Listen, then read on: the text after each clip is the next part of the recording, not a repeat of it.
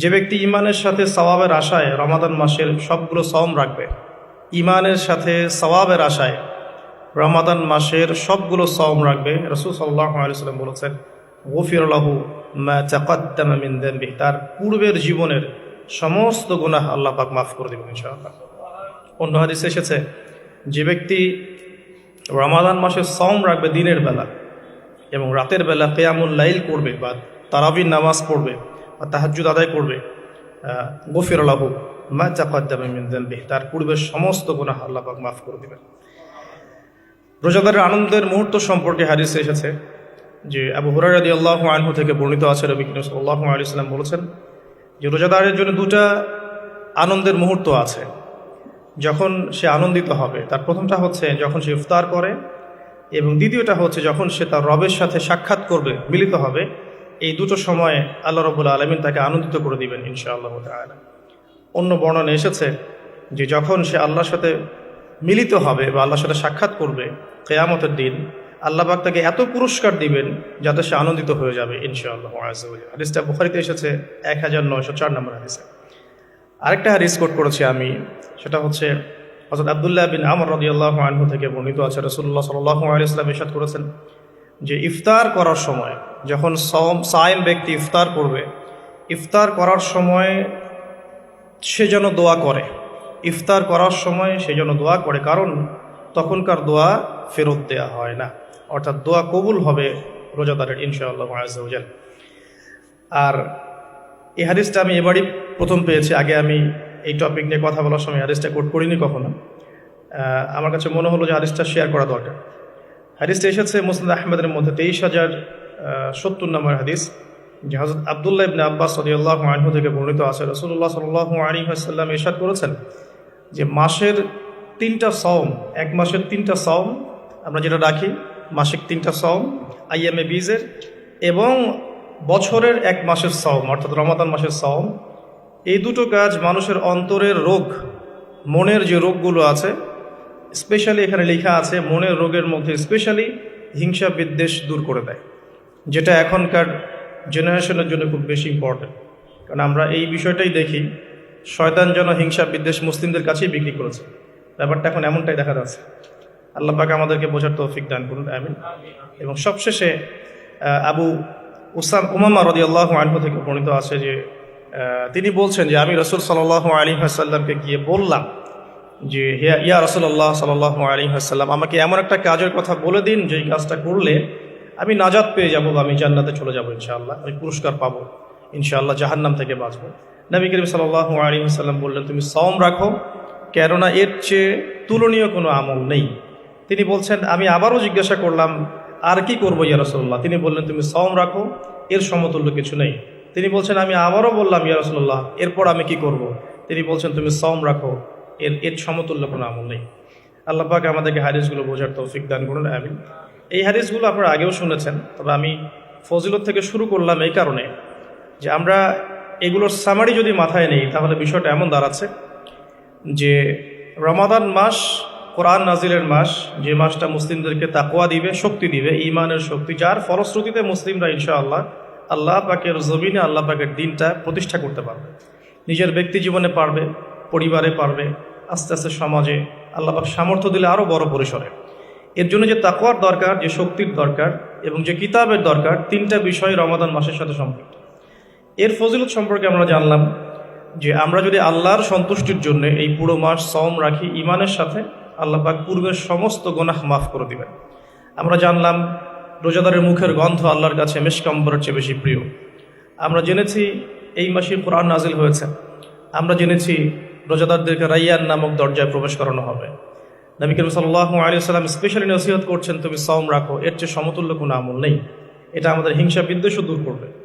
এরকম অসীম ফজিলতপূর্ণ এই মাসে কিভাবে আমরা এটাকে ইফেক্টিভ রমাদান হিসেবে কাটাতে পারি, এটাই চ্যালেঞ্জ এবং আমার টপিকটা এটাই। আমরা দোয়া করি আল্লাহর কাছে আল্লাহ পাক যেন আমাদেরকে সুস্থ শরীরে রমাদানের সমস্ত সওমগুলো রাখার তৌফিক দান করেন এবং রমাদান মাসটাকে ইফেক্টিভলি কাটানোর তৌফিক দান করেন। আমরা আমাদের চেষ্টাগুলো অব্যাহত রাখবো, বাকিটা আল্লাহ রাব্বুল আলামিন কবুল করার মালিক। আল্লাহ পাক চাইলে অল্প আমলেই নাজাত হয়ে যাবে ইনশাআল্লাহ আযজা ওয়া জাল। শুরুটা হবে মূলত তারাবি দিয়ে। আসলে প্রথম যে কাজটা আমরা শুরু করছি রমাদান মাসে সেটা তারাবি কেন্দ্রিক। তো আমরা সবাই চেষ্টা করব প্রথমত যে তারাবির সালাত জামাতের সাথে পড়ার জন্য, এবং তারাবির সালাতটাকে বর্তমান প্রচলিত 3G 4G সালাতের মতো না করা এবং সালাতের মধ্যে সৌন্দর্য নিয়ে আসা। আমরা যেটা করি রমাদান মাসে ফেসবুক, ইউটিউবিং বা লেকচারগুলো সবখানে একটা বিষয় কমন উঠে আসে, সেটা হচ্ছে 8 টাকা 20 টাকা, যেটা নিয়ে আমি কোনো কথা কখনোই বলবো না ইনশাল্লাহ। অ্যাটলিস্ট আমার পক্ষ থেকে এরকম কোনো কথা আপনারা শুনবেন না। আমরা এখানে একটা শব্দ ব্যবহার করতে চাই, সেটা হচ্ছে নামাজের কোয়ালিটি। আপনি 8 টাকা দিয়ে পড়েন আর 20 টাকা দিয়ে পড়েন, আমি বলবো যে নামাজের কোয়ালিটিটা কেমন হয়েছে। কোয়ান্টিটি নিয়ে আমার কোনো মাথা ব্যথা নাই। নবী করিম সাল্লাল্লাহু আলাইহি ওয়াসাল্লামের যে 8 রাকাতের হাদিসটা আনা হয়েছে, 8 রাকাত বা 11 রাকাতের হাদিসটা সহিহ বুখারী থেকে আয়েশা রাদিয়াল্লাহু আনহার উদ্ধৃতি দিয়ে, সেই নামাজের সৌন্দর্য সম্পর্কেও কিন্তু কথা এসেছে। আয়েশা রাদিয়াল্লাহু আনহা বলেছেন, তুমি আমাকে সেই নামাজের সৌন্দর্য সম্পর্কে জিজ্ঞেস করো না। হাদিসের কথাটা কিন্তু এমন ছিল, তুমি আমাকে, রাবিকে আয়েশা রাদিয়াল্লাহু আনহা বলছেন, তুমি আমাকে এই নামাজের সৌন্দর্য সম্পর্কে জিজ্ঞেস করো না। তিনি কিয়াম করলেন, প্রথম রাকাতেই 1 পারা 2 পারা 2.5 পারা কোরআন পড়ে ফেললেন এবং রুকু করলেন। রুকুতে ততক্ষণ থাকলেন যতক্ষণ তিনি কিয়ামে ছিলেন। রুকু থেকে উঠে ততক্ষণ দাঁড়িয়ে থাকলেন যতক্ষণ রুকুতে ছিলেন। সিজদায় গিয়ে ততক্ষণ থাকলেন যতক্ষণ তিনি দাঁড়িয়েছিলেন। তার পা ফুলে যেত। আমরা রাকাত সংখ্যা নিয়ে ঝগড়া করি, কিন্তু তিনি অল্প রাকাত নামাজের যে দলিল, সেখান থেকে আমরা কোয়ালিটি নিয়ে কথা বলি না। আদৌ কি আমরা এভাবে 8 রাকাত নামাজ পড়ছি যেভাবে রাসূলুল্লাহ সাল্লাল্লাহু আলাইহি ওয়াসাল্লাম পড়েছেন?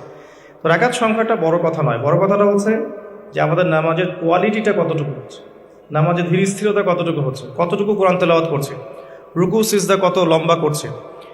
আমি জানি এখানে আমরা তার মতো করে করতে পারবো না, এটা আমি জানি, কিন্তু কিছু পরিবর্তন আমরা আনতে পারি।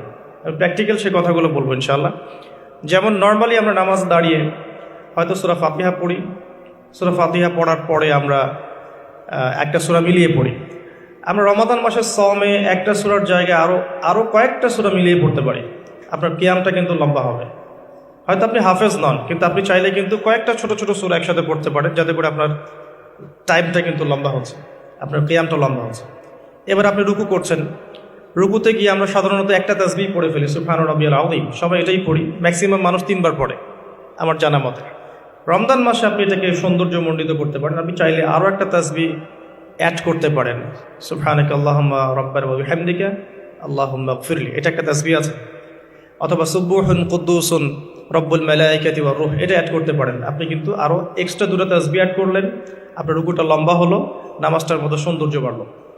আমরা উঠে দাঁড়িয়ে অনেক সময় সামি আল্লাহু লিমান হামিদা বলেই আমরা চলে যাই সিজদায়। আমরা কিন্তু ওখানে রব্বানা ওয়া লাকাল হামদের পরেও হামদান কাসীরান তাইয়িবান মুবারাকান ফীহি বলতে পারি। সময়টা বাড়লো, রুকুটার সৌন্দর্য বাড়লো। সিজদায় গিয়ে আমরা যা করি, সুবহান রাব্বিয়াল আ'লা 3 বার বলি, উঠে চলে আসে। অনেকে হয়তো 3 বারের জায়গায় 5 বার 7 বার 10 বার অনেকে এভাবে বলি। কিন্তু আমরা এই রমজান মাস থেকে নিয়াত করতে পারি, চেষ্টা করতে পারি যে সিজদায় গিয়ে আমরা একাধিক তাসবিহ পড়লাম এবং কমপক্ষে 1টা 2টা দোয়া হলেও সিজদায় পড়লাম। আল্লাহুম্মা আতিনা ফিদ দুনিয়া হাসানা ওয়া ফিল আখিরাতি হাসানা ওয়া কিনা আযাবান নার। এই দোয়াটা জানে না এমন কোনো মানুষ কিন্তু নাই। আর নবী সাল্লাল্লাহু আলাইহি ওয়াসাল্লাম বলেছেন, সিজদায় মানুষ আল্লাহর এত কাছে থাকে যত কাছে সে কখনোই থাকতে পারবে না। তো আমরা সিজদায় দোয়া করলে সিজদার সময়টা বাড়লো, নামাজের সৌন্দর্য বাড়লো। আমরা নবী সাল্লাল্লাহু আলাইহি ওয়াসাল্লামের মতো পা ফলানো নামাজ না পড়তে পারলেও অ্যাটলিস্ট নামাজের টাইমটা বাড়াতে পারলাম, সৌন্দর্য বাড়লো। এটাই হচ্ছে কিন্তু মূল বিষয় তারাবির সালাতের। কত লম্বা সময় ধরে আমি আল্লাহর সাথে কথোপকথন করতে পারি। আমরা তাশাহুদ দরুদের পরে দোয়া মাসুরা পড়ে অনেকে সালাম ফিরিয়ে ফেলি। এখানে কিন্তু আরও দোয়া করার সুযোগ আছে। স্পেশাল আল্লাহুম্মা ইন্নী আউযু বিকা মিন আযাবিল কবরি ওয়া আযাবি জাহান্নাম ওয়া মিন ফিতনাতিল মাহইয়া ওয়াল মামাত ওয়া মিন শাররি ফিতনাতিল মাসীহিদ দাজ্জাল। এই দোয়া কিন্তু করার কথা জোরভাবে হাদিসে এসেছে, তোমরা 4টা বিষয় থেকে আশ্রয় চাও। এছাড়াও কিন্তু আপনি সালাম ফেরানোর আগে যে কোনো দোয়াই করতে পারছেন কোরআন এবং সুন্নাহ থেকে। নামাজটা লম্বা হলো, নামাজে আপনি আল্লাহর সাথে বেশি কথা বলতে পারলেন, নামাজের মধ্যে প্রশান্তি পাওয়া গেল। এভাবে নামাজ পড়ার পরে দেখবেন 2 রাকাত নামাজ পড়লে আপনার মনের মধ্যে শান্তি চলে আসছে। অথচ 3G 4G স্পিডে আপনি 10 টাকাত 20 টাকাত নামাজ পড়লে কিন্তু মনের মধ্যে শান্তি পাচ্ছেন না। মূল বিষয়টা কিন্তু এই জায়গায়। প্রথমে স্টার্টটা হবে আমাদের তারাবি থেকে আজকে। আর তারাবির সালাত যে ইমাম পড়াবেন, আমি অবশ্যই রিকোয়েস্ট করব তিনি যেন খতমই পড়ান। রমজান মাসে যদি কোরআন খতম না দিই, তাহলে আমরা কোন মাসে কোরআন খতম দিব?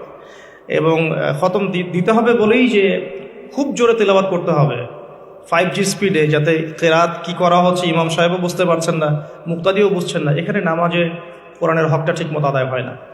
একটু ধীর স্থিরভাবে পড়া যেতে পারে। আমরা হয়তো প্রত্যেকটা আয়াতের শেষে ওয়াকফ করতে পারছি না, যেটা নবী সাল্লাল্লাহু আলাইহি ওয়াসাল্লামের সুন্নাহ ছিল। নবী করিম সাল্লাল্লাহু আলাইহি ওয়াসাল্লাম কিন্তু প্রত্যেকটা আয়াতের শেষে ওয়াকফ করতেন, থামতেন, থেমে থেমে তিনি তেলাওয়াত করতেন। হয়তো আমরা সেটা করতে পারি না, কিন্তু আমরা চেষ্টা করতে পারি তেলাওয়াতটার টেম্পোটা যেন কমে যায়, যাতে করে 2 রাকাত নামাজ পড়তে মিনিমাম 5 থেকে 8 মিনিট সময় লাগে। এই নামাজটা পড়লে আমরা মোটামুটিভাবে কিছুটা হলেও হক আদায় করতে পারবো ইনশাআল্লাহ। আমি কিছু প্র্যাকটিক্যাল কথা বলছি, কারণ প্র্যাকটিক্যালি দেখে দেখে আমার কাছে এগুলো মনে হয়েছে, এই টিপসগুলো হয়তো বা এগুলো কাজে দেবে ইনশাআল্লাহ।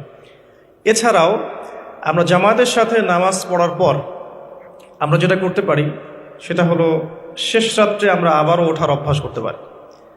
আমরা যদি আর্লি ঘুমিয়ে যাই, এবং রমাদান মাসে আমাদের এটা অভ্যাস করতে হবে, আমরা যেন আর্লি ঘুমাই। আর্লি যদি ঘুমিয়ে যাই আমরা শেষ রাত্রে ইনশাআল্লাহ সাহারি করার মিনিমাম 1 ঘন্টা 1.5 ঘন্টা আগে যদি উঠতে পারি, শেষ রাতে গিয়ে আমরা আবারও কিন্তু 2-4 রাকাত 8-10 রাকাত নামাজ পড়তে পারবো ইনশাআল্লাহ, এবং পরিবারের সদস্যদেরকে ওঠাতে পারবো। আর এই সময়টা সেই সময় যে সময় আল্লাহ রাব্বুল আলামিন প্রথম আসমানে নেমে আসেন এবং বান্দার জন্য আহ্বান করতে থাকেন, কে আছো আমার কাছে কিছু চাইবে, আমি তোমাকে তা দেবো। কে আছো আমাকে ডাকবে, আমি তোমার ডাকে সাড়া দেবো। কে আছো আমার কাছে ইস্তেগফার করবে, আমি তোমার গুনাহগুলোকে মাফ করে দেব। তো শেষ রাত্রে দোয়া কবুল হয়। দোয়া কবুলের এই সময়টাতে আমরা যেন ঘুমিয়ে না কাটাই, মিনিমাম 1 ঘন্টা আগে আমরা ওঠার চেষ্টা করব শেষ রাত্রে। তাহলে ওই সময়টা আমরা ইনশাআল্লাহ তাআলা ইবাদতে কাটাতে পারবো। আল্লাহ পাক তৌফিক দান করুন, আমিন। তো আমরা রমাদানের স্টার্টটা করব আজকের তারাবি থেকে, এবং আজকের রাতের আপনার লাস্ট শেষ রাত্রে কিছু নামাজের মধ্য দিয়ে, যেটাকে অনেকে তাহাজ্জুদ বলে থাকেন। আর এরপরে আমরা যে বিষয়গুলোর দিকে ফোকাস করব সেটা হচ্ছে সাহরি এবং ইফতার। যেহেতু আমরা শুরু করছি তারাবি দিয়ে, তারপর ঘুমাচ্ছি, ঘুম থেকে উঠে আবার তাহাজ্জুদে উঠছি, তাহাজ্জুদের নামাজ পড়ার পরে আমরা কিন্তু সাহরি করব। সাহরি আর ইফতার দুটাকে আমি একসাথে লিখেছি এই কারণে, এই দুটার মূল মেসেজ একটাই।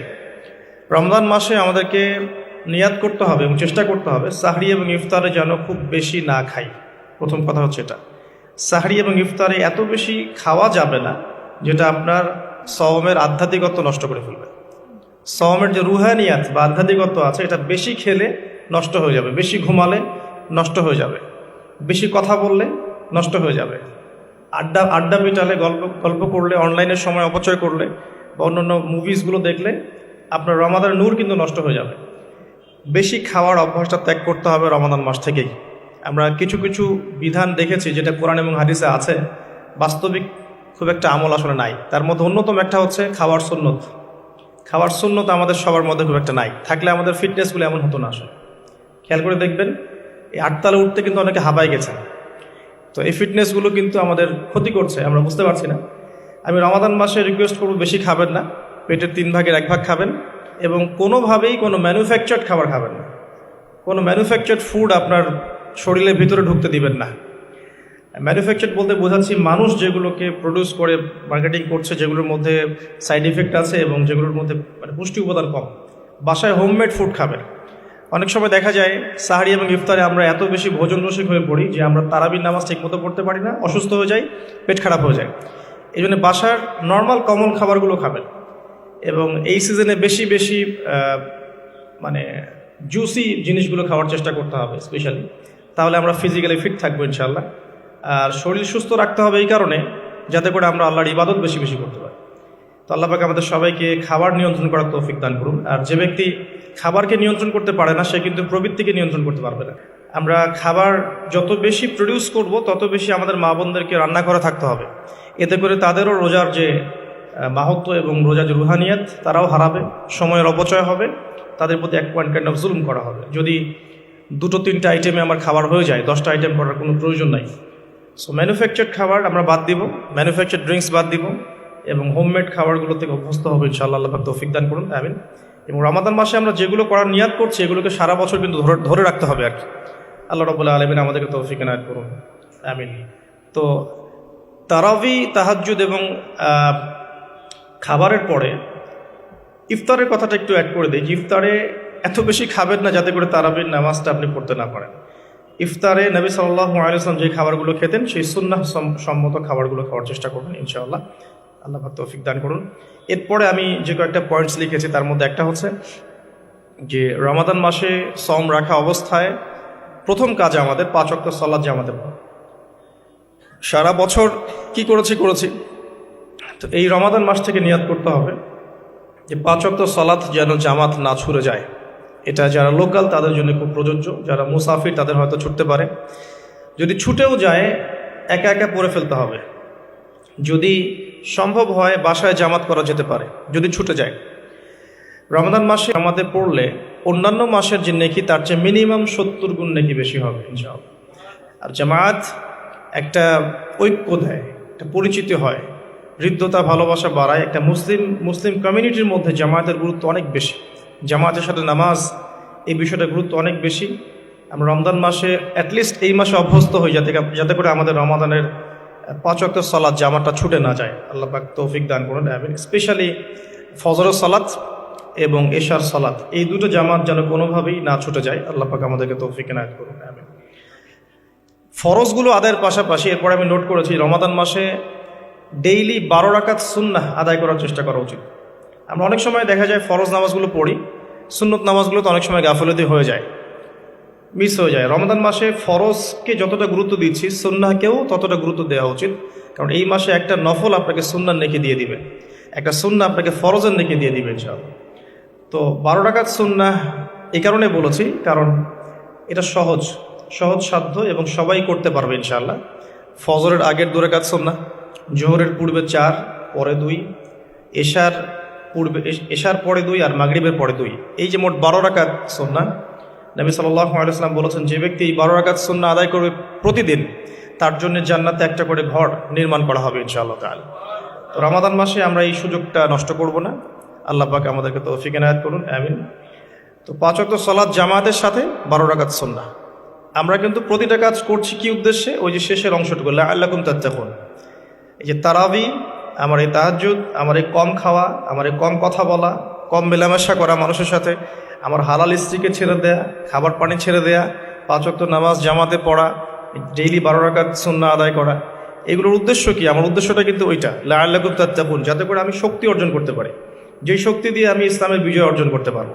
উদ্দেশ্য কিন্তু আমাদের এইটা। এগুলো জাস্ট কাজ এবং মাধ্যম।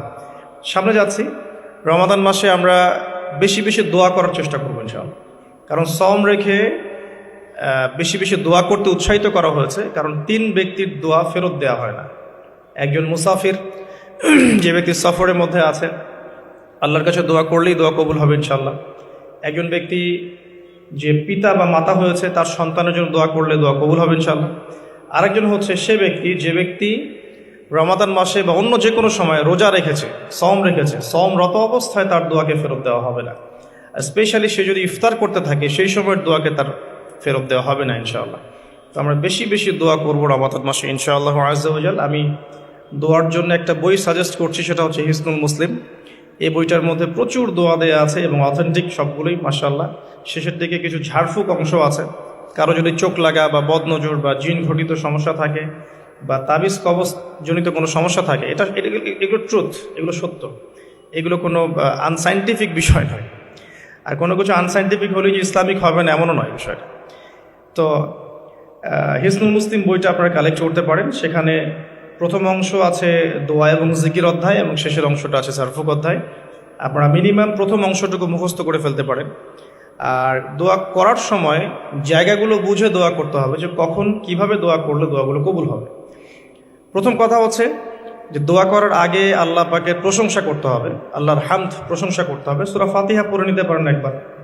দোয়া করার শুরুতে আপনি দরুদ পড়বেন, দরুদের ফলে দোয়া কবুল হয়। দরুদ না পড়লে দোয়াটা আসমানে গিয়ে ঝুলে থাকে, উঠিয়ে নেওয়া হয় না। যখন দরুদ পড়া হবে তখন দোয়াটা উঠিয়ে নেওয়া হবে। দোয়া করার কিছু টেকনিক আছে, যে কিভাবে কি দোয়া করলে কবুল হবে, কখন দোয়া করলে কবুল হবে, এগুলো বুঝে দোয়া করতে হবে। অনেকেই বলে দোয়া করেই যাচ্ছে কবুল হচ্ছে না। কিছু বিষয় আছে হয়তো এই কারণে হচ্ছে না, হয়তো বা আল্লাহ পাক চাচ্ছেন এটা আপনার জন্য পরে পাওয়া উত্তম, সেই জন্য আপনি এখন পাচ্ছেন না।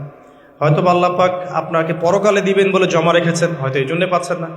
অথবা হয়তো আপনার আকীদায় শিরক আছে, হয়তো এই জন্য হচ্ছে না। হয়তো বা আমলে বেদায়াত আছে, এই কারণে হচ্ছে না। অথবা আপনার রিজিকে কোনো হারাম কিছু আছে, মেবি এই কারণে আপনার দোয়া কবুল হচ্ছে না। অথবা আপনি তাড়াহুড়া করছেন। তাড়াহুড়ার ব্যাখ্যায় নবী সাল্লাল্লাহু আলাইহি ওয়াসাল্লাম বলেছেন যে মানুষ বলে আমি দোয়া করেই গেলাম আমার দোয়া কবুল হলো না। তো আমরা জেনে নিব যে কোন কোন জায়গায় কিভাবে দোয়া করলে দোয়া কবুল হবে। এই বইটার মধ্যে সবই দেয়া আছে, হিসনুল মুসলিম বইটার মধ্যে। তারপর আমি বলছি আমার ব্যক্তিগত ইলম থেকে কিছু কথা, সেটা হলো দোয়া করার আগে অবশ্যই আল্লাহর প্রশংসা করবে, অ্যাটলিস্ট একবার আলহামদুলিল্লাহ বলে হাত তুলবেন। তারপরে আপনি নবী সাল্লাল্লাহু আলাইহি সাল্লামের কাছে উপরে একবার দরুদ পড়বেন। আগে আল্লাহর প্রশংসা, তারপরে দরুদ। এরপরে আপনি নিজের পাপের ক্ষমা চাবেন। আগে আপনি পাপ করেন বা না করেন, আগে বলবেন রব্বিক ফিরলি, আল্লাহ আমাকে মাফ করলাম, পাপ করেন বা না করেন। এটা সুলাইমান আলাইহিস সালামের সেই দোয়া থেকে আমি শিক্ষা নিয়েছি। সুলাইমান আলাইহিস সালাম যে বিখ্যাত দোয়ায় বলেছিলেন যে আল্লাহ আমাকে এমন মুলক এবং রাজত্ব দান করুন যে মুলক আর রাজত্ব আপনি কাউকে কখনো দেননি। এই দোয়ার শুরুতে তিনি বলেছেন রব্বিক ফিরলি, আল্লাহ আমাকে মাফ করুন। তো এটা আদব, দোয়ার আদব হচ্ছে আগে নিজের ক্ষমা চাওয়া, আল্লাহর কাছে নিজের ভুলের ক্ষমা চাওয়া, তারপরে দোয়া করা। হামসানা, দরুদ, এরপরে আপনি ক্ষমা চাবেন। এবার আপনি দোয়াগুলো করবেন আপনার মন থেকে। আরবি দোয়া জানা থাকলে আরবিতে দোয়া করবেন, কারণ আপনি আপনার রবের সাথে আরবি দিয়ে কথা বলবেন, এর চেয়ে আসলে গর্বের কি হতে পারে? আরবি ভাষা কেন শিখব, কি দরকার আছে? এটা কি সাম্প্রদায়িকতা?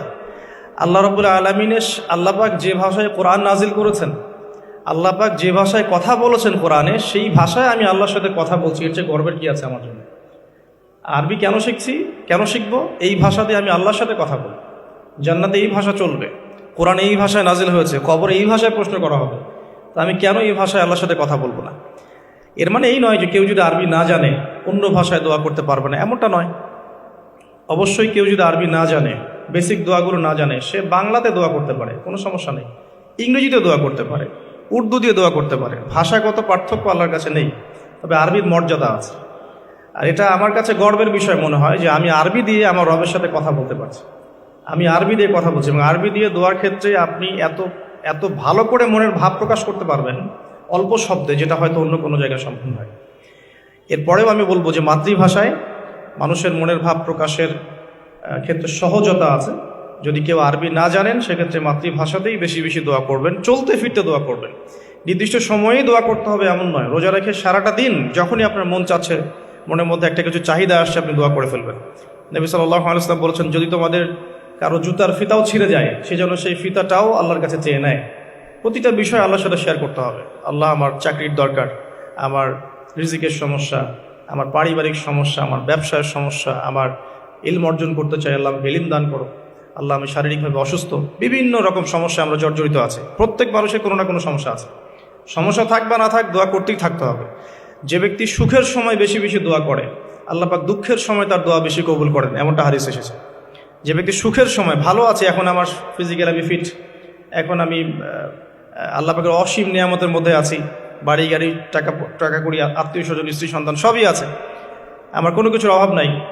এরকম সুখের সময় যে ব্যক্তি বেশি বেশি দোয়া করবে, ইস্তেগফার করবে, ক্ষমা চাবে, আল্লাহ পাক দুঃখের সময় সেই বান্দার পাশে থাকবেন ইনশাআল্লাহ। আর সবচেয়ে বড় দুঃখের দিন তো কিয়ামতের দিন, আল্লাহ পাক সেদিন ইনশাআল্লাহ আমাদের সাথে থাকবেন ইনশাআল্লাহ তাআলা। দোয়ার আগে এই আদবগুলো মেনটেন করবেন। বাংলা ভাষায় দোয়া করেন যদি আরবি না জানেন। আর আরবি জানার দিকে আমি বেশি জোর দিচ্ছি, আরবি জানলে বেশি ভালো হয়। হিসনুল মুসলিম বইটা সাজেস্ট করলাম। এবং দোয়া করার কিছু টাইম আমি বলছি যে এই সময়গুলো আপনি বেশি বেশি দোয়া করতে পারেন। রোজা রেখে সারাদিন দোয়া করতে পারেন যে কোনো সময়, স্পেশালি নামাজের সেজদায় একটা সেজদাও যেন বাদ না যায় যেখানে আপনি কোনো দোয়া করেন নাই। অ্যাটলিস্ট আপনি কিন্তু সেজদায় তাসবিহ পড়েই বলতে পারেন, আল্লাহুম্মা আতিনা ফিদ দুনিয়া হাসানা ওয়া ফিল আখিরাতি হাসানা ওয়া কিনা আযাবান্নার, আল্লাহুম্মা আইনি আলা যিকরিকা ওয়া শুকরিকা ওয়া হুসনি ইবাদাতিক। যে কোনো দোয়া, আল্লাহুম্মা আনতাস সালাম ওয়া মিনকাস সালাম ফাহাইয়িনা রাব্বিনা বিস সালাম, আল্লাহুম্মা ইন্নী আসআলুকাল হুদা ওয়াত তুকা ওয়াল আফাফা ওয়াল গিনা। কত দোয়া আছে। রব্বি হাবলি মিনাস সালিহিন, আল্লাহুম্মা রব্বানা আতিনা ফিদ দুনিয়া হাসানা ওয়া ফিল আখিরাতি হাসানা ওয়া কিনা আযাবান্নার, রব্বিরহামহুমা কামা রাব্বায়ানি সগীরা, রব্বানা আতিনা মিন লাদুনকা রাহমা ওয়া হাইয়্যি লানা মিন আমরিনা রাশাদা। প্রচুর দোয়া আছে, দোয়ার উপরে সেশন করা যাবে। আপনি সেজদায় বেশি বেশি দোয়া করেন, মিনিমাম 1টা 2টা 3টা করে দোয়া করার চেষ্টা করেন। যদি আরবি না জানেন, আপনি নফল নামাজে, সুন্নত নামাজে বাংলাতেও দোয়া করলে ইনশাআল্লাহ কবুল হবে। আল্লাহ পাক সমস্ত ভাষায় বোঝেন ইনশাআল্লাহ তাআলা। সেজদায় দোয়া করেন বেশি বেশি। আমি সাজেস্ট করবো যে রমজান মাসে আপনি 2 আজানের মাঝখানে দোয়া করবেন। আজান হয়েছে, আজানের সময় দোয়া করলে দোয়া কবুল হয়ে যায়। আজান এবং একামতের মাঝখানে দোয়া করলে দোয়া কবুল হয়ে যায়। রমাদান মাসে লাইলাতুল কদর আছে, শেষ দশকের বেজর রাতগুলোর মধ্যে আমরা একে পাবো। যদি কেউ লাইলাতুল কদর পেয়ে যায়, সেই রাত্রে যে দোয়া করবে সে দোয়াগুলো কবুল হবে ইনশাআল্লাহ তাআলা। কাউকে ইফতার করানোর পর দোয়া করলে দোয়া কবুল হতে পারে ইনশাআল্লাহ। দান সাদাকা করার পর দোয়া করলে দোয়া কবুল হতে পারে ইনশাআল্লাহ। হয়তো বৃষ্টি হচ্ছে, আপনি বৃষ্টি দেখে দোয়া করলেন, দোয়া কবুল হবে ইনশাআল্লাহ। দোয়া কবুলের অনেক সময় আছে, অনেক মুহূর্ত আছে, অনেক আদব আছে। এগুলো আমি সাজেস্ট করে দিয়েছি, বইটার নাম হিসনুল মুসলিম। এই বইয়ের মধ্যে সব কিছু লেখা আছে, আপনারা একটু পড়ে নেবেন। আমি এখানে বেশি টাইম দিলে পর্দাগুলো কভার করতে পারবো না। আল্লাহ পাক আমাদেরকে বেশি বেশি দোয়া করার তৌফিক দান করুন, আমিন। আর এরপরে রমাদান মাসের সওম রেখে আমরা বেশি বেশি জিকির করতে চেষ্টা করব। জিকির বলতে কি বোঝাচ্ছি? আল্লাহ রাব্বুল আলামিন তাকে ডাকার জন্যে, তাকে স্মরণ করার জন্য যে বিষয়গুলো মাধ্যম হিসেবে দিয়েছেন, এগুলো প্রত্যেকটাই কিন্তু জিকির। সলাতও এক প্রকার জিকির, আমাদের কোরআন তেলাওয়াতও এক প্রকার জিকির। আমরা এইখানে জিকির বলতে যা বোঝাচ্ছি সেটা হচ্ছে ডেইলি কিছু জিকির আমরা করি, যেগুলোর মধ্য দিয়ে আমরা আমাদের জিহ্বাকে তরতাজা রাখবো, সিক্ত রাখবো। আমরা সবসময় আজে বাজে কথা বলার চাইতে এই কোরআনের কথা, হাদিসের কথা বা আল্লাহ পাকের তাসবিহ তাহলিল, এগুলো তো অভ্যস্ত হলে পরে দেখবেন রমাদানের সওমের আধ্যাত্মিকত্ব বাড়ছে ইনশাআল্লাহ। এটা আপনি প্রমাণিত যে আপনি 1 ঘন্টা অহেতুক কথাবার্তা বলেন কারোর সাথে, আপনার মনের নূরগুলো নষ্ট হয়ে যাবে।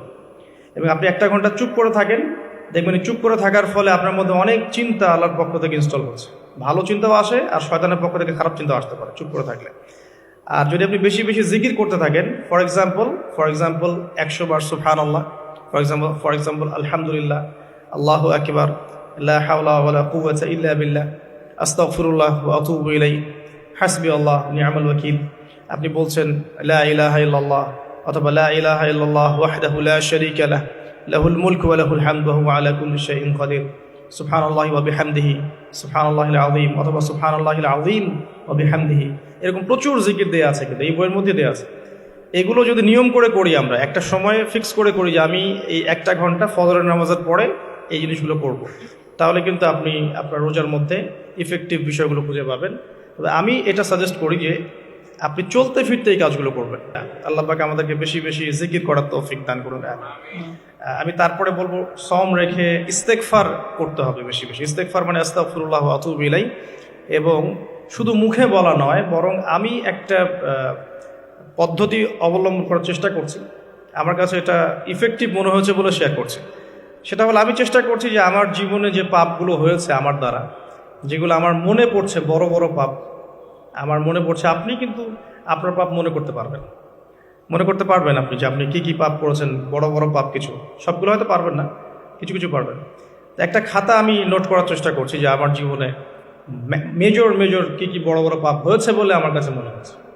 তো এরকম পাপ আপনি একটা লিস্ট করতে পারেন, এবং যখন একটা পাপের কথা মনে হবে, এই পাপ সংক্রান্ত বিষয়গুলো কিন্তু মাথায় চলে আসবে, ওখানে আমার কি ভুল ছিল আসলে, এবং সেই ভুলটা যেন আমার পরিবারবর্গ না করে, এবং সেই ভুলটা যেন আমার বাচ্চারা না করে। ঠিক আছে? তো আমরা মিউজিক শুনেছি, লিখেছি যে হ্যাঁ মিউজিক শুনেছি, হয়তো বসে বসে খেলা দেখেছি তো, এগুলো কাজ করেছে। রাস্তাঘাটে চলতে ফিরতে আমাদের নজর এদিক ওদিকে চলে যায়, গিয়েছে। এমন কেউ নাই এখন এই বিশ্বে বসবাস করে যারা কখনো অনলাইনে ঢুকে একটা মেয়ের নগ্ন ছবি চোখে পড়েনি। এমনটা হয়েছে। আমরা কিন্তু নোট আউট করতেই পারি আমাদের পাপগুলো কী কী হয়েছে। নোট আউটগুলো করলে আমরা যেটা করতে পারি, এই রমাদানে ইন্ডিভিজুয়ালি একটা করে পাপের কথা মনে করে আল্লাহর কাছে মাফ চাইতে পারি। যদিও বা এভাবে বললেও হয়ে যায় আল্লাহ আমার তুমি সমস্ত পাপ মাফ করে দাও, কিন্তু ইন্ডিভিজুয়ালি যখন বলবেন তখন আপনি ফিলটা পাবেন যে আমি ওই পাপটা করেছিলাম, এইটা ঠিক হয়নি, ওইটা ঠিক হয়নি। তখন ইনশাআল্লাহ তাআলা ইস্তেগফারটা পারফেক্ট হবে, এবং ইস্তেগফারের ভিতরে একটা প্রাণ আসবে ইনশাআল্লাহ। শুধু মুখে বলবো না যে আস্তাগফিরুল্লাহ ওয়া আতুবু ইলাইহি। তো আমি এটা চেষ্টা করছি লিখে ফেলার জন্য। তো এখানে দুটো বিষয় আসবে, একটা হচ্ছে আমার কিছু আল্লাহর সাথে জড়িত পাপ, এবং আল্লাহর সাথে জড়িত পাপগুলো কিন্তু মাফ পাওয়া খুব সহজ। মুখলেসভাবে তওবা করলেই আল্লাহ পাক মাফ করে দেবেন ইনশাআল্লাহ। এবং আল্লাহ রাব্বুল আলামিন এমনও বলেছেন যে আমি এই পাপগুলোকে নেকি দিয়ে পরিবর্তন করে দেব, এটা আল্লাহ পাক বলেছেন। আরেকটা বিষয় আছে, আল্লাহ পাকে কিছু হক নষ্ট করেছে, যেমন নামাজ, হয়তো একটা সময় নামাজ পড়ি নাই, একটা সময় রোজা রাখি নাই, একটা সময় দেখা গেছে কেউ জাকাত দেয় নাই ইত্যাদি। এগুলোর জন্যে দুটো অপশন, এখানেও দুটো অপশন। কিছু কিছু আলেম বলেছেন যে এর জন্যে খালেস তওবাই যথেষ্ট, এর কাফফারার দরকার নাই। আবার কিছু কিছু আলেম বলেছেন যে নামাজ যতগুলো কাজা হয়ে গেছে এগুলোকে হিসেব করে কাজা আদায় করে দেয়া। এরকম দুটো স্কুল অফ থট কিন্তু আছে, আমি এটা ঘাটাঘাটি করেছি। তবে আমি সবশেষ যার মতটাকে বেশি প্রাধান্য দিয়েছি এই পর্যন্ত, সেটা হচ্ছে আল্লামা তাকি উসমানী দামাত বারাকাত। তার বইয়ের মধ্যে তাসাউফ আত্মশুদ্ধি বইটার মধ্যে লেখা আছে যে এটা সবচেয়ে বেশি উত্তম হবে যদি কেউ তার জীবনের নামাজ এবং সওম এবং যাকাত এগুলোর হিসেব করে তওবা করার পরে আদায় করে দেওয়ার চেষ্টা করে। এবং ইনশাআল্লাহ আমি সে চেষ্টা করব, আপনারাও সে চেষ্টা করেন, এটা অনুরোধ করবো আর কি। এতে করে উনি এই কথাটা এই জন্য বলেছেন যে একজন মানুষ অমুসলিম ছিল, মুসলিম হয়েছে, তখন না হয় তার সমস্ত গুনাহ মাফ হয়ে যাবে। কিন্তু আমরা মুসলিম ছিলাম, 1 বছর 2 বছর নামাজ পড়েন নাই, এই গুনাহটা কিভাবে মানে কাফফারা না দিলে মাফ হতে পারে? উনার যুক্তি এটা। তো যদিও অনেক আলেম বলেছেন যে তওবা করলে মাফ হয়ে যাবে, আল্লাহ পাক মাফ করে দিবেন, বেশি বেশি নফল নামাজ পড়লে ঘাটতি পূরণ হয়ে যাবে। কিন্তু ফরজের ঘাটতিগুলো ফরজ দিয়ে আদায় করাটা উত্তম হবে বলে আমার মত। আল্লাহ পাক আমাদেরকে সাধ্যমতো করার তৌফিক দান করুন। আরেকটা অপশন আছে, রমজান মাসে উমরা করতে পারেন। রমজান মাসে যদি উমরা করতে পারেন বা সুযোগ হয়, আল্লাহ যদি তৌফিক দান করেন, সেখানে একটা সুবিধা আছে। যেমন মক্কায় 1 ওয়াক্ত নামাজ পড়লে আপনি অনেক ওয়াক্তের নেকি পাচ্ছেন, এবং মদিনাতেও 1 ওয়াক্ত নামাজ পড়লে আপনি 1000 ওয়াক্তের নেকি পাচ্ছেন। তো এখানে কিন্তু ওই কাফফারাটা আদায় হয়ে যাবে ইনশাআল্লাহ। এটা একটা সুযোগ। উমরা করতে যেতে পারেন, আর যদি যান আমাকে সাথে নিয়ে যান, আল্লাহ পাক তৌফিক দান করবে। ঠিক আছে। আর আরেকটা বিষয় আছে, পাপের লিস্ট করতে গিয়ে আমি যেটা দেখেছি সেটা হচ্ছে যে কিছু পাপ থাকবে যেগুলো মানুষের সাথে সম্পৃক্ত, এগুলো সবচেয়ে ডেঞ্জারাস।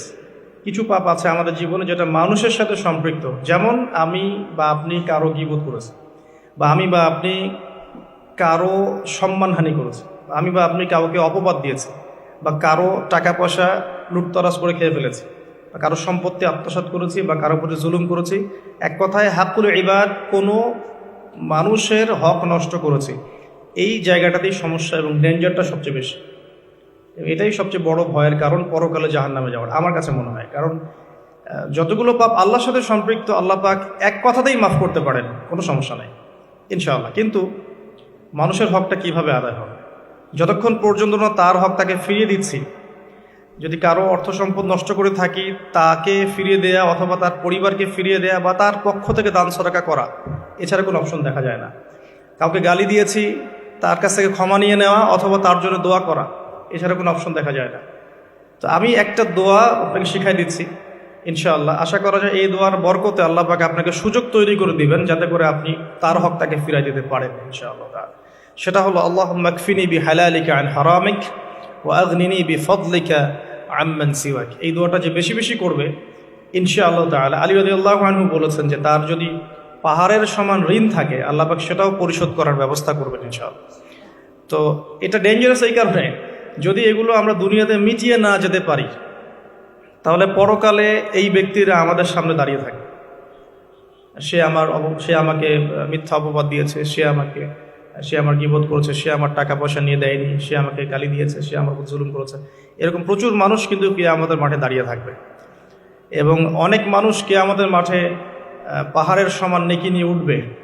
ওঠার পরেও তাদের নেকি থেকে এই মানুষগুলোর হক আদায় করে দেওয়া হবে। যদি হক আদায় করতে গিয়ে নেকি শেষ হয়ে যায়, তখন এই মানুষগুলোর যে গুনাহ, এটা এই মানুষদের উপর চাপিয়ে দেওয়া হবে। এটা ডেঞ্জারাস। অনেক অনেক নেকির কাজ করেও পরকালে মিসকিন হওয়াটা নিতান্তই হতভাগ্য। আমরা চাই না আল্লাহ পাক এই কাতারে আমাদের অন্তর্ভুক্ত করুন না।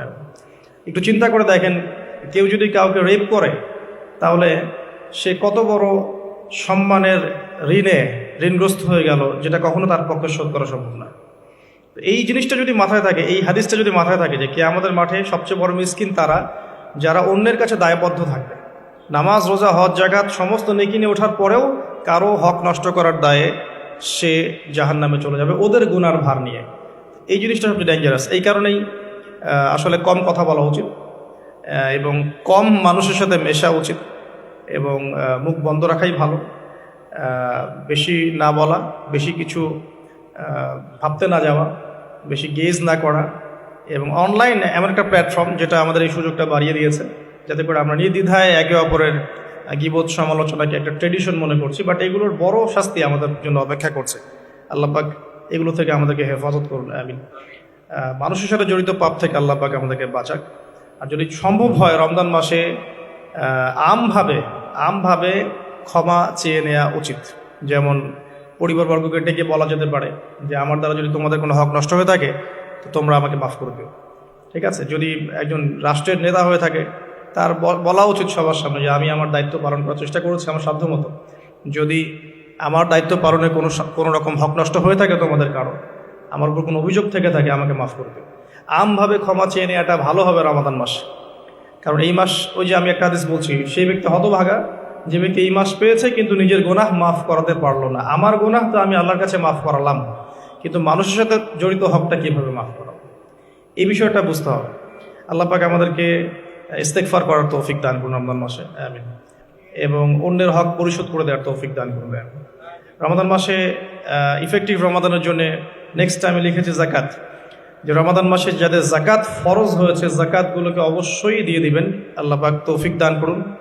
এবং আমি বারবার একটা বিষয় টাচ দিয়েছি যে জাকাত ইসলামিক অর্থনীতির বেস, ইসলামিক ইকোনমিক্সের ভিত্তি হচ্ছে জাকাত কেন্দ্রিক। আপনারা আল্লামা তাকি উসমানীর ইসলামিক ইকোনমিক্স সিরিজটা পড়তে পারেন, এখানে জাকাত সংক্রান্ত আলাদা কিতাবে আলাদা অধ্যায় রচনা করা আছে, কিভাবে জাকাত ইসলামিক মার্কেটের মধ্যে, অর্থনীতির মধ্যে টাকাকে সার্কুলেট করতে থাকে এবং কিভাবে ইসলামিক অর্থ ব্যবস্থা জাকাত কেন্দ্রিক সমাজের সাম্য নিয়ে আসে, এটা তিনি চমৎকারভাবে ব্যাখ্যা করেছেন। আমি এখানে বেশি সময় দিতে পারছি না আজকে। তো আমরা নিসাবটা সবাই তো জানি 2.5%, যাদের আগের জাকাত দেওয়া হয়নি সেগুলো হিসাব করতে পারেন। এক বছর যদি ঘুরে যায় আপনার 2.5% জাকাত আসবে। যদি শস্য থাকে আপনার ওসর আসবে, শস্য ফসলের জমিতে ওসর আসবে। এছাড়াও একটা দান আসবে স্পেশাল, সেটা হচ্ছে সাদাকাতুল ফিতর, যেটা আপনারা ঈদের আগের রাতে দিয়ে থাকেন বা ঈদের পরেও অনেকে দিয়ে থাকেন। তো এটাও একসাথে কালেক্ট করে দেওয়া যায়, একটা সামাজিক সংগঠনের উদ্যোগেও হতে পারে, রাষ্ট্রের উদ্যোগেও হতে পারে, মসজিদের উদ্যোগও হতে পারে, মাদ্রাসার উদ্যোগও হতে পারে। এটাকে কালেক্ট করে এটাকে সুন্দর করে খাতে বিতরণ করাটা বেশি ভালো হবে। আল্লাহ পাক আমাদেরকে তৌফিক দান করুন, আমিন। আরেকটা পয়েন্ট লিখেছি, বেশি বেশি নফল দান সদকা করা। রমাদান মাসে বেশি বেশি করে নফল দান সদকা করার চেষ্টা করা যেতে পারে। আমরা একটা রেস্টুরেন্টে বসলেই কিন্তু 400-500 টাকা বিল তুলে ফেলি। হ্যাঁ, আমরা তো এমনও চা খেয়েছি যে চায়ের দাম 220 টাকা। এটা ঢাকাতেই পাওয়া যায় এয়ারপোর্টে, স্পেশাল চা 220 টাকা আর কি। মানে কখনো কখনো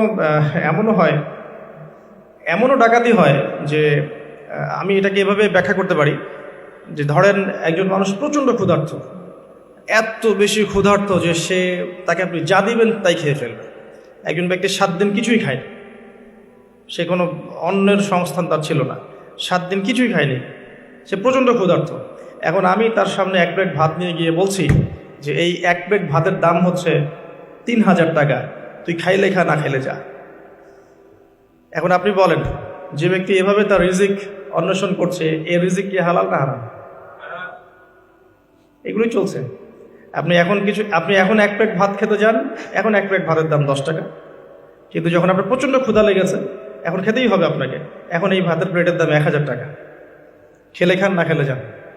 যদি না খান আপনি, তাহলে এটা আমি অন্য কাউকে খাওয়াবো যার 1000 টাকা না, বরং 4000 টাকা দিয়ে খাওয়ার সামর্থ্য আছে। এগুলোই চলছে, কোটটাই পুরো ডাকাতি। আল্লাহ পাক এইসব ডাকাতদেরকে হেদায়েত করুন, অথবা এদেরকে তাদের পাপের শাস্তি প্রদান করুন। এরপরে আমি বলবো যে বিষয়টা, সেটা হলো যে রমাদান মাসে কিছু প্রজেক্ট করেন আপনারা যাদের সামর্থ্য আছে। ইফেক্টিভ রমাদানের জন্য কিছু প্রজেক্ট করতে পারেন, যেমন ইফতার প্রজেক্ট। যেমন আপনারা অনেকেই সামর্থ্যবান আছেন, অনেকের অনলাইন সেকশনে হয়তো পেজ আছে, গ্রুপ আছে। আমি জাস্ট পরামর্শ দিতে পারি, আপনারা কাজ করতে পারেন। যে যার জায়গা থেকে একটা ফ্যামিলির 1 মাসের ইফতারে কত টাকা যেতে পারে, হয়তো 2000, 2500, 3000, এতটুকু টাকা যাবে। আমরা কিন্তু চেষ্টা করলেই পারি যে এই রমাদানে আমি 100টা পরিবারের দায়িত্ব নিব, 100টা পরিবারের জন্য যে টাকাগুলোর প্রয়োজন সেটা আমি অনলাইনের মাধ্যমে মানুষের কাছ থেকে কালেক্ট করতে পারি, অফলাইনেও করতে পারি, করে ইফতার প্যাকেজ রেডি করতে পারি, করে 100টা পরিবারকে পৌঁছে দিতে পারি। এতে করে যেটা হবে, আপনি অন্যকে ইফতার করাচ্ছেন, অন্যের ইফতার করানোর ফলে ওই রোজার নেকিটা কিন্তু আপনি পাচ্ছেন। এটা কিন্তু হাদিস, যে কেউ যদি কাউকে ইফতার করায়, ওই ইফতার করানোর নেকিটা, ওই রোজার নেকিটা আপনি কিন্তু পেয়ে যাবেন, আপনাকে এক্সট্রা দেওয়া হবে। আল্লাহ পাক তার নেকি থেকে আপনাকে দিবেন না, এক্সট্রা একটা রোজার নেকি আপনি পাবেন ইনশাআল্লাহ। তো রমাজানের সাদাকা প্রজেক্ট করতে পারেন এবং ঈদের প্রজেক্টও করতে পারেন। ঈদের সামগ্রী অনেক মানুষের কেনার সামর্থ্য নাই, অনেক মানুষেরই নাই। আপনি ঈদের সময় ঈদের খুশি একটা প্রজেক্ট করতে পারেন। এখানে আপনি টাকা কালেক্ট করলেন, পরিবার ওয়াইজ কত টাকা করে লাগে ভাগ করলেন, ভলেন্টিয়ার ক্রিয়েট করলেন, দিয়ে আসলেন বাড়ি বাড়ি। এই কাজগুলো এখন অমুসলিমরা করছে না, খ্রিস্টানরা করছে না, অনেক এনজিও করছে না। এই মানব সেবামূলক কাজগুলো থেকে মুসলিমরা পিছিয়ে পড়ছে বলেও কিন্তু অনেকেই ওই দিকে আকৃষ্ট হচ্ছে এবং ওদিকে গিয়ে নিজের ধর্ম বিক্রি করে দিচ্ছে। আপনারা দেশের বিভিন্ন জায়গায় ঘুরতে থাকেন, এগুলো বুঝবেন যে সমাজ সেবার নামে অনেকেই মানুষকে কনভার্ট করেছে ইসলামের থেকে অন্য ধর্মে। সো আমাদের উচিত বেশি বেশি সোশ্যাল ওয়ার্ক করা, গাছ লাগানো, বেশি বেশি উচিত রক্তদান কর্মসূচি করা, সোশ্যাল কাজ করা, এতিমদের জন্য কোনো প্রজেক্ট করা, বিধবাদের জন্য কোনো প্রজেক্ট করা, মেয়েদের জন্য কোনো সেলাই মেশিনের প্রজেক্ট করা, কর্মসংস্থানের প্রজেক্ট করা। স্পেশালি রামাদানে আপনারা চাইলেই রামাদানের ইফতার প্রজেক্ট করতে পারেন, ঈদের খুশি একটা প্রজেক্ট করতে পারেন। যাদের সামর্থ্য আছে আপনারা কিন্তু করতে পারবেন, আল্লাহ পাক তৌফিক দান করুন, আমিন। আমি এরপরে লিখেছি অন্যকে ইফতার করানো, যেটা আমরা মসজিদের উদ্যোগে করতে পারি, মাদ্রাসার উদ্যোগে করতে পারি। প্রত্যেকটা রামাদানের আসর থেকে মাগরিব পর্যন্ত স্থানীয়ভাবেই আপনারা কিন্তু তালিমের আয়োজন করতে পারেন, তালিমি বৈঠক করতে পারেন।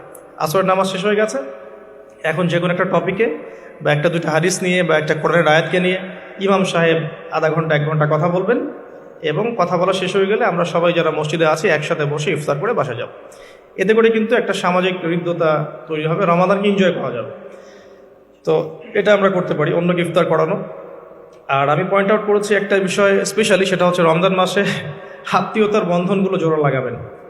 রমাদান মাসে যে ব্যক্তি আত্মীয়তার বন্ধনগুলো জোড়া লাগাতে পারবে না, অন্য কোনো মাসে সম্ভব হবে না হয়তোবা, ইল্লা মাশাআল্লাহ। রমজান মাসে সবার মন নরম থাকে, ইমানের তেজ বেশি থাকে, মানুষ পরকালমুখী কাজ বেশি করে। এই সময়টাই উত্তম সময় পরিবারের মধ্যে ফাটলগুলোকে জোড়া লাগানো এবং আত্মীয়তার বন্ধনগুলোকে জোড়া লাগানো। কেন করব? কারণ আমি আমার স্বার্থে করব। আল্লাহ রাব্বুল আলামিন বলেছেন, তার নবীর মাধ্যমে আমাদেরকে বলেছেন যে কেউ যদি পছন্দ করে তার রিজিককে প্রশস্ত করা হোক এবং তার নেক হায়াতকে লম্বা করা হোক, সে যেন আত্মীয়তার সম্পর্ক বজায় রাখে। আমি আবার বলছি, কেউ যদি পছন্দ করে, কেউ যদি চায় যে আমার রিজিকটা প্রশস্ত হোক এবং আমাকে আল্লাহ পাক লম্বা নেক হায়াত দান করুক, কেউ যদি এটা চায়, সে যেন আত্মীয়তার সম্পর্কটা বজায় রাখে। আর এক সৌভাগ্যবান ব্যক্তিদের সংজ্ঞায় একটা হাদিস এসেছে যে লিমান তালা উমরুহু ওয়া হাসুনা আমালুহু, যে ব্যক্তির হায়াতকে, নেক হায়াতকে লম্বা করা হয়েছে এবং নেক আমল বেশি বেশি করার তৌফিক দেওয়া হয়েছে, এই ব্যক্তি সবচেয়ে বেশি সৌভাগ্যবান।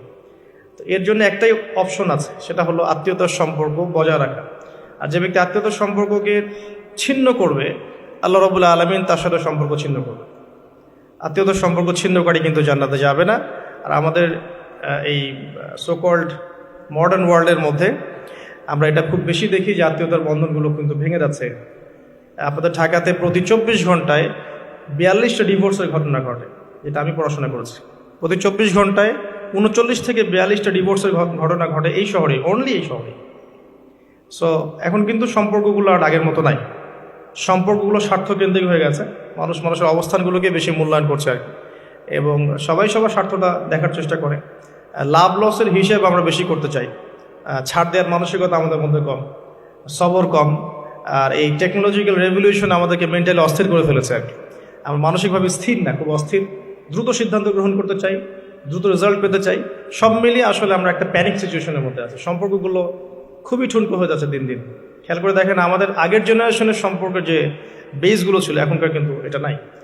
সো রমজান মাস সে উত্তম সময় পরিবার এবং আত্মীয়র মধ্যে একটা সম্পর্কে বন্ড তৈরি করে, স্পেশালি ঈদের হাদিয়া পাঠানো, জামা বা কাপড় বা হাদিয়াগুলো গিফট পাঠানো। এতে করে দেখবেন যে একটা ভালোবাসার বন্ধন তৈরি হবে ইনশাআল্লাহ। মুসলিম সমাজের ঐক্যই সব কিছু, ঐক্য নাই মুসলিম সমাজের কিছুই নাই। আল্লাহ পাক আমাদেরকে বোঝার তৌফিক দেখ।